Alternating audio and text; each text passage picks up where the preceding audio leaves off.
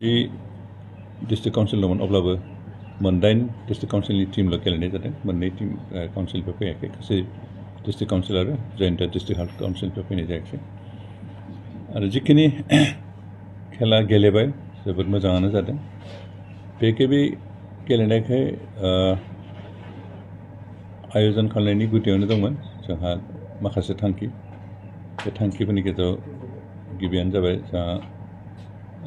काउन्सिलफोरनि सोमोन्दै मोनसेया गुबुन मोनसेनि सोमोन्दै मिथिलायनाय मानोना बे आइएसपल खेला जानायनि सिगाङाव बिटिआरजों कार्बि आंलंजों खोब बेबायदि मिथिलायनाय जायोमोन बा कार्बि आंलंजों गार' हिल्स डिस्ट्रिक्ट काउन्सिल जेबो सिनाकिबो गैलायोमोन जगाजगबो गैलायोमोन थिग बेबायदिनो जा मिज'रामाव जि मोनथाम डिस्ट्रिक्ट काउन्सिल दं बिसोरजोंबो रावबो सिनाकि बेबायदि गैलायामोन रावबो रावनिबो सोमोन्दै मिथिलायामोन दा बेखिनि बे काउन्सिलफोरनि गेजेराव मोनसे जगाजग जागायजेननाय हिसाबै जों दिनै बे खेलखौ आयोजन खालामबाय आरो बे खेलानि गेजेरजों अन्तत बर'लेण्डनि मानसिफ्रा मिज'रामाव मोनथाम डिस्ट्रिक्ट काउन्सिल दं मेघालयआवबो मोनथाम डिस्ट्रिक्ट काउन्सिल दं जोंनि आसामावनो मोनथाम डिस्ट्रिक्ट काउन्सिल दं त्रिपुरायाव मोनसे दं बे बाथ्राखौ मिथिलायबाय आरो लोगोसे मानसिफोरजों मोनसे सिनाकि जाजेनबाय आरो बिनि गेजेरजोंनो अन्तत जोंनि गेजेराव मोनसे डिस्ट्रिक्ट काउन्सिलनि हालोदा माबायदि रांखान्थिनि बिथिङाव समाजारि बिथिङाव सोलोंथाइनि बिथिङाव बेसेबांखिनि दावगानाय बा गोग्लैसोना थानाय बे बाथ्राखौ मिथिलायनाय जाबाय आरो बेखौ मिथिनायनि उनावहाय जों अन्तत बे काउन्सिलफोरनि गेजेराव मोनसे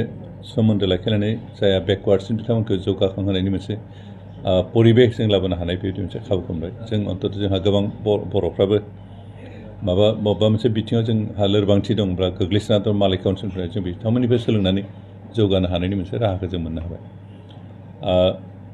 एबार जों अकल फुटबलनि बादायलायनायखौ लाखिदों हयथ' जों नेक्स्ट बोसोरहालागै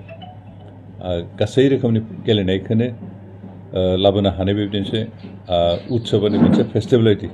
जों बानायनो सिन्था खालामदों आरो जों आसा खालामदों बे साक्सेस जाबोगोन एबार फार्स्ट बे गेलेनाय माबाया काउन्सिलफोरनि गेलेलायनाया दिनैनो बे माबायावनो जोबनाय थाबाय खनसेनि उनावनो जोबगोन बे नङा आरो बेनिखायनो जों कन्टिनिउ जागोन बे आरो बेनिखायनो जों एबारनि गेलेनायखौ फार्स्ट सिजन 1 होननानै होदों नेक्स्ट सिजन 2 सिजन 3 बिदि कन्टिनिउ जालांबाय थागोन आरो बेखौ रटेसन बेसिसआव खालामनाय जागोन दिनै जों बिटिआरआ खुंदों हयथ' नेक्स्ट बोसोर कार्बि आंलंआवबो गुबुन गुबुन काउन्सिलाव खुंहैगोन आरो बेबायदिनो जों बेखौ कन्टिनिउ खालामलांबाय थागोन आरो बेनि गेजेरजों अन्तत जों मोजां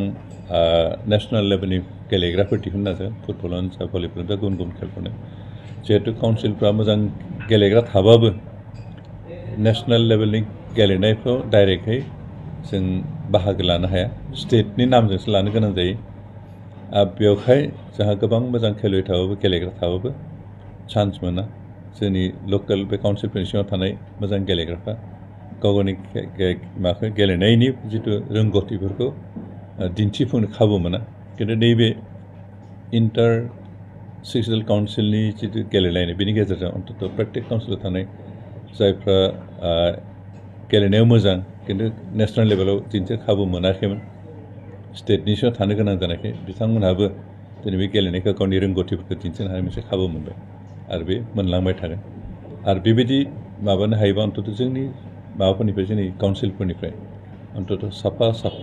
जों नेसनेल लेभेलनि प्लेयार हिसाबै दिहुननो हानाय खाबुखौ जों लानो हागोन आरो बे गासैबो थांखिफोरखौ लानानैनो जों बे गेलेनायखौ बे बादायलायनायखौ जागायजेनदों जिखिनि जादों जथेस्थ' मोजां जादों आरो मोजां खेलुवै जों मोननो हादों आरो जोंनि लकेल जायफोर गेलेनायाव इन्टारेस्ट गोनां सेंग्राफोर बा सिख्लाफोर दं बिथांमोना अन्तत बै गेलेनायफोरखौ नायनायनि गेजेरजों गेलेनायनि टेकनिकफोरखौ कौशलफोरखौ सोलोंनानै गावखौनो डेभेलप खालामनो हानाय बे मोनसे परिबेखौ जों मोन्दों जों आसा खालामदों जोंनि माबाफ्रा उन जोलैया बेनिफ्राय लाब जागोन मुलाम्फा जागोन आरो जोंनि समाजाबो लाब जागोन सार फैबाय थानाय समाव जिहेतु दिनैनिफ्राय सेमिफाइनाला जाबाय आरो फैबाय थानाय बे फाइनाल गेमनि थाखाय रायजो राजाफोरखौ माबायदि खावलायो जोंहा दिनै फार्स्ट सेमिफाइनाल जागोन ओमफ्राय 22 तारिखआव सेकेन्ड सेमिफाइनाल खेला जागोन 23 तारिखआव फाइनाल खेला जागोन आरो फाइनाल खेलाखौ गेलेहोनो थाखाय जथेस्थ' थामथिम खालामगासिनो दं आरो जों आसा खालामदों बेवहाय गाहाय आलासि हिसाबै भारतनि गेलेनाय बिफाननि मिनिस्टार अनुराग ठाकुर बिथांखौ जों हांख्रायदों बिथाङा फैगोन होननानै कनसेन्ट होदों बे गेलेनायाव बे खेलाखौ नायनो थाखाय जोंनि बिटिआरनि गासैबो रायजो राजाफोरखौ लैहोर लैहोर फैनो थाखाय खावलायनाय जाबाय जों एबार फार्स्ट माबानो थाखाय टिकेट दानहोनायनि बेबस्था खालामदों जों फ्रि नायनो हानायनि बेबस्था खालामदों हयथ'